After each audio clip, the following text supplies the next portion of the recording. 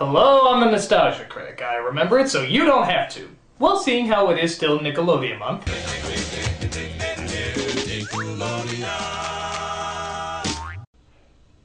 Indeed. I think it's time that we look over another element of Nickelodeon's success, the sitcoms, or as I like to call them, the Nickcoms.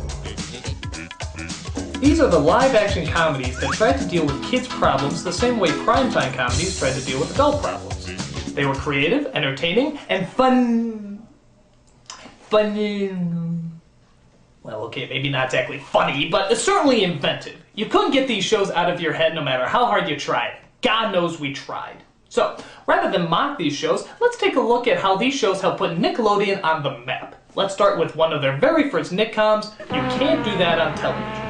Though technically not made by Nickelodeon Studios, You Can't Do That on Television played a big part in helping give Nickelodeon its identity.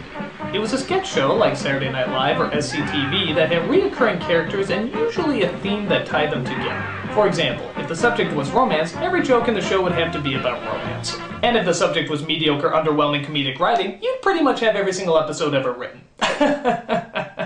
Watch this if you don't believe me. What is it? You look so happy. Mom, it was love at first sight. I know exactly how you feel, dear. It was love at first sight when I met your father.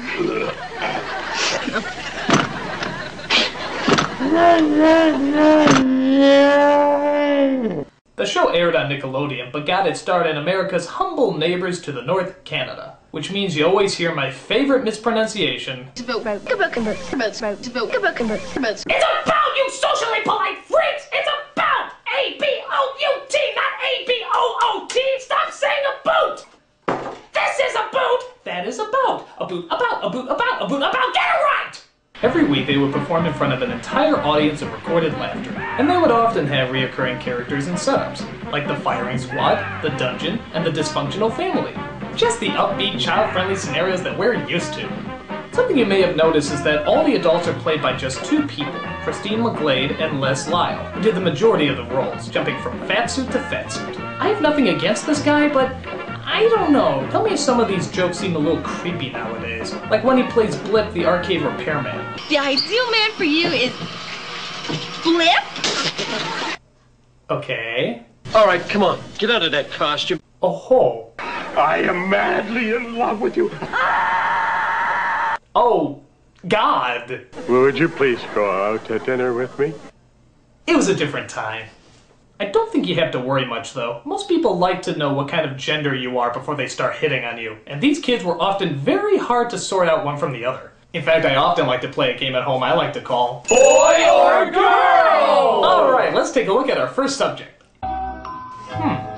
Short hair suggests male, but the fluffiness of it suggests female. Lack of makeup is more masculine, but then again, those shorts leave very little to the imagination. I'm gonna say boy. I got it! Alright, next one. Long hair covers the ears, but kind of a boyish shirt. I think ultimately I'm gonna go with girl. Alright, I'm gonna have to make it up in the final round. Next subject.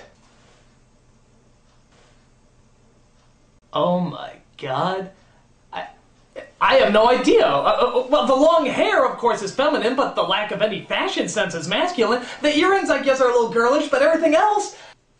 I'm gonna have to use one of my lifelines. I am going to call a friend. Hey, Joe! Get over here! What? Get over here! What? The fuck is that? I don't know. What, don't you have a clue? Could be a dude. Yeah, but look at the earrings! Yeah, but look at the glasses. Alright. I'm gonna say boy. It has to be a boy. What? It's a girl? Oh, bullshit! No, that's unbelievable! No, I don't know what that is. What is that? Look at it! What is It that? looks like a mix between Bill Gates and Velma from Scooby-Doo! What a ripoff! Oh, What a ripoff! Aside from finding gender loopholes, the show mostly told a lot of lame jokes that even most younger kids knew weren't exactly that funny. Hey, Vanessa. Yeah, Lisa? What do you think about computer dating? I think it would be pretty boring. Boring? Why? Well, who wants to go out with a computer? You see, if they wanted to make it like a real locker room, they throw in some real high school problems. Like Hey, Christine. Yes, Alistair? Did you hear that Vanessa got pregnant? Wow, I wonder if she's gonna keep it or abort it. Is abortion even legal in Canada? I don't know. With our healthcare, anything is possible. Hey, Doug. Yes, Vanessa? Is this just a cheap ripoff of Laugh-In? I'm just praying I have a career after this show. That would have been more realistic.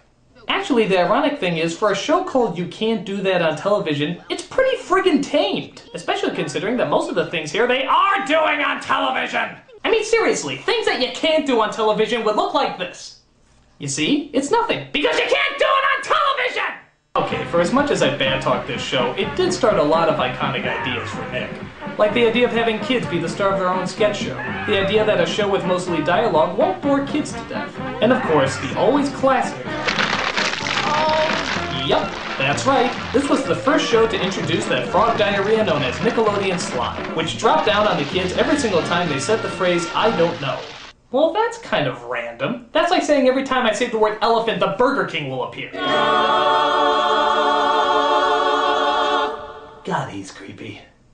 Well, let's jump to the next show in our Nickcoms lineup, Clarissa Explains It All. This show actually wasn't that bad. It wasn't that funny, but did have something kind of likable about it. Now granted, I didn't grow up as a girl, for long. I have a history. But this show did pretty good at keeping both girls and boys interested in the program. What was it about? A teenage girl. And that's about it. Pretty much just a teenage girl. Adventure Home! Hey, come on, that's not very nice. Actually, its star, Melissa Joan Hart, was really what held this show together.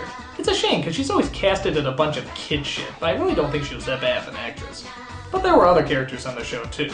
Most notably her kid brother, Ferguson, who was determined to make her life a living hell. For the longest time, I thought he was just one of those ventriloquist dummies, but then I found out there was a real actor who played him.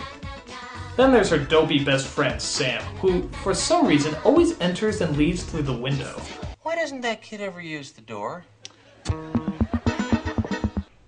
That's a legitimate question. Why doesn't he ever use the door? Then there's her parents, who seem rather comfortable with the fact that their daughter is a weird psychological train wreck. Come on, sport, it's time for dinner. The sooner I just give up on her, the better. She spends a lot of her time chatting it up with Sam, talking to the camera, and making video games usually about indulging her fantasies. Like any of us have ever done something like that, make a video game indulging our fantasies. Alright, mine is called Robo Penis Muscle Ninja. I just play it in my spare time. By looking at the fashions, you can tell that this was made around the time when the 80s were trying to die and the 90s were trying to define themselves in that they have no original way of defining themselves. But let's be honest, what we all remember from this show is the theme song. That goddamn theme song. What is it with these 90s shows and having all the lyrics be nothing but do's, da's, and na's? It's just like that other show that shall not be mentioned. Every time I heard this song, I could never get it out of my head. Why couldn't they invent an opening that had a song that was annoying, but not the least bit memorable? Like... Hey, dude. Hey, dude. Ah, yes, the show that taught us that if you think your life at home was boring, at least you weren't working on an insufferable horse ranch. I mean, for a show having to deal with looking after a ranch in Arizona with horses and everything, this was a really boring show. I mean, just listen to how cool the opening sounds. Better watch out for those man-eating jackrabbits and that killer cacti. Man-eating jackrabbits? Good! Fuck, this sounds cool! So tell me, what's our first adventure? I'm starting to turn into my father. Wow! So the show takes place on the Bar None Dude Ranch, run by Rick Moranis' clone, Mr. Erst. Jake. Flintstone! The rest of the characters are teenagers who deal with real exciting adventures. Like, who drew this picture of me? Are we allowed to ski on the dirt? And who am I gonna leave in charge while I'm gone? I better leave the keys here with somebody. Who's it gonna be? Well, Mr. Ernst, if I may suggest, perhaps you should choose someone that has proven herself or himself to be responsible, good leadership skills, and excellent knowledge of horses. I think you're both right. Danny? Yeah. No! No? I'm the riding instructor. I'm senior staff. All right, fine, then. It'll be one of you two. You decide. No! No? You have to decide, Mr. E. Yeah, Mr. Ernst. I'll flip a coin, Heads, Ted is in charge. Tails, Bradley. I wanted heads. Bradley, please, let's just get this over with. Oh, hang on. It went underneath the Jeep. Just change the fucking channel! Seriously, it's like all they do is stand around while they look at other people having fun. Hey look, some guys on a boat. Wouldn't it be nice if we did something like that? Nah, that might be exciting. 2 of us should go gather up the horses while the other 2 go fix the gate. Yeah, Danny, you and I'll go fix the gate. Ted, Brad, you guys go get the horses. All right, finally, getting the horses, some riding, roping, all that good stuff. This'll all be fun, right? Is that the last one? Yep. Well, we got the gate all fixed. Great. Look, guys, Brad and I have been talking, and we feel like we kind of owe you an apology. Hey! Hey! That was one horse, and we didn't even see you get it! Good God, you get more of the Wild West by listening to Slim Whitman, for crying out loud! I couldn't imagine ever wanting to leave. Me neither. Neither can I, especially when there's just so much stuff to do. I especially love it when they run the end credits and show stills from the episode we just watched, as if to say, wow, what an adventure we had, huh? Hey, remember how we used to just stand around and talk about how we used to just stand around? You don't? Let me tell you about it. We used to just stand around and talk about how we used to just stand around and look out! A horse! Oh, thank God it's gone. Alright, so Hey Do was a bit of a bust. But one show I'm sure most of you remember was the short-lived sitcom Salute Your Shorts. Though not exactly hilarious, it was a huge step above some of the other live-action shows Nick was doing at the time. It was about a camp who had a wild, restless set of misfits who all liked to get into trouble. Their counselor was a guy named Kevin Ugg Lee, so you can guess what everybody called him. That's right, they called him stupid. No, they called him ugly, of course, as he tries to keep this army of kids well under control. Unfortunately, he's about as effective as Ernest Goes to Camp in this place. There were a lot of kids on this show, but a select few stood out more than most. There was that mullet kid from Terminator 2 named Bobby, who I guess was supposed to be the wise ass of the group. I tell a ghost story and you buy hook, line, and stinker. I just cut one. Thanks for sharing. Donkey Lift, who seemed to have a speech impediment of all the Looney Tunes. I got everything you asked for. Hey, what's the difference? Suffering succotash! And Telly, who seemed to push the limits about what it meant to be a tomboy. Bet is, if you chicken out, you have to stand up in front of the whole camp and say how much of a wuss you are. And when I win, I'll wear a dress for the day. A girl wearing a dress of all the horrid imagery! Ah! Hey, look, kid, it could be worse. You could be like the hermaphrodite on You Can't Do That on Television, who somehow looks more masculine in feminine clothing. How is that even possible? The episode that most kids remember is the Zeke the Plumber episode, where a lot of the kids are convinced that there's a supernatural ghost named Zeke who's haunting their dreams. Zeke the Plumber? That's not very scary. Now Joe the Plumber? That's terrifying. They all tried to get back at Bobby for telling the story by scaring him in the middle of the night, which apparently doesn't work. Until... nothing in the world that I'm afraid of. Except spiders. Somebody help me! Help! Please don't leave me out here! Let's wait till he starts crying. Yeah! Please, somebody help me! Or at least until he gives away the portable TV. That's right, let him suffer. That's what Jesus would do. Finally deciding to help him out, Bobby wonders why the other kids came to his rescue. And even knowing what a jerk you are, we still came to the rescue. Why? Because you're my friends? No. Maybe it's because we wanted to hear you suffer. Hate, vengeance, anger. Truly, Ugg has taught these kids great moral values. I just cut one. We all have, kid. We all have. Actually, Ugg is sometimes more threatening than he is charming. I mean, look at how he reacts to this kid for digging a hole and hitting a water pipe in his baseball field. There's a very deep hole in the middle of my infield. Eventually, this hole will fill up with water and this scum will float to the top. Then, Bobby Butnick, you will be mine. And you will know my name is the Lord when I lay my vengeance upon thee. You may also have noticed that Salute Your Shorts likes to show things 3 times for some reason.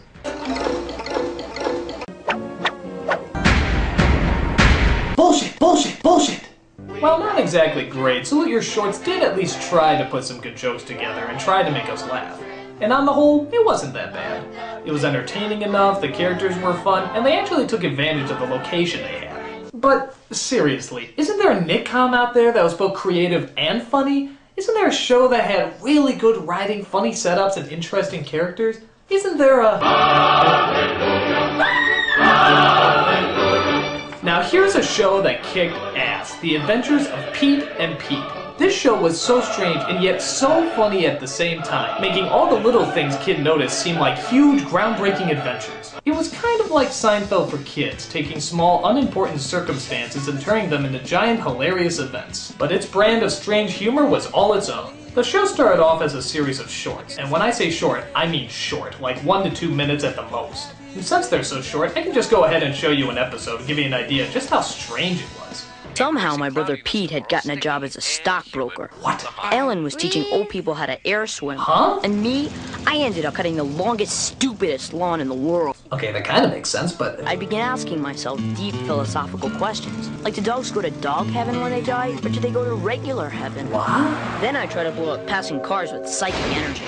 It only worked once. How? Then the heat would get to me, and I'd start hallucinating about Ellen. But then there she was, with a popsicle and her air swimming cap still on. Why? I told her I still had 6 miles to go. I'll just walk with you a little ways then. What the hell was that? It was like a drive-by of randomness. It just came and went.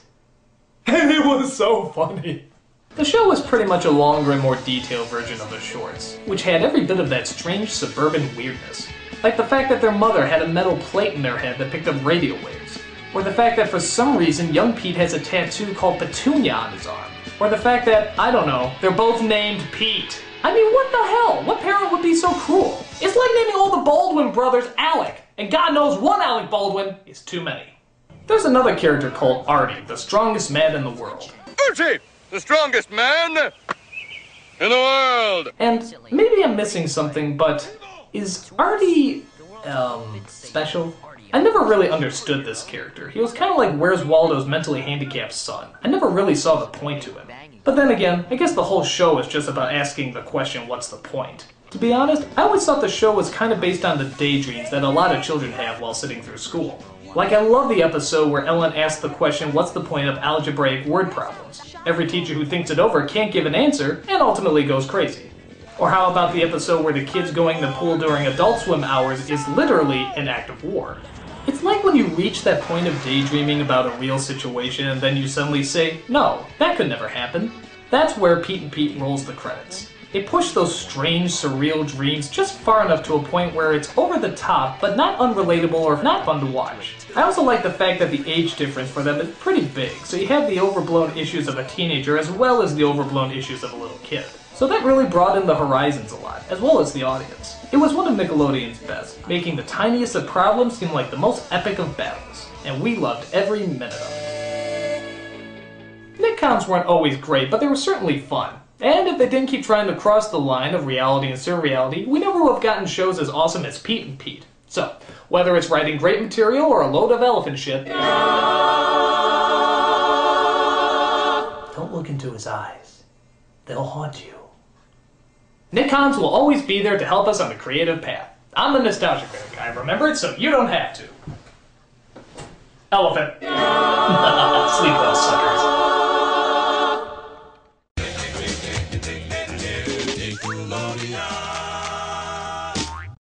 I just cut one.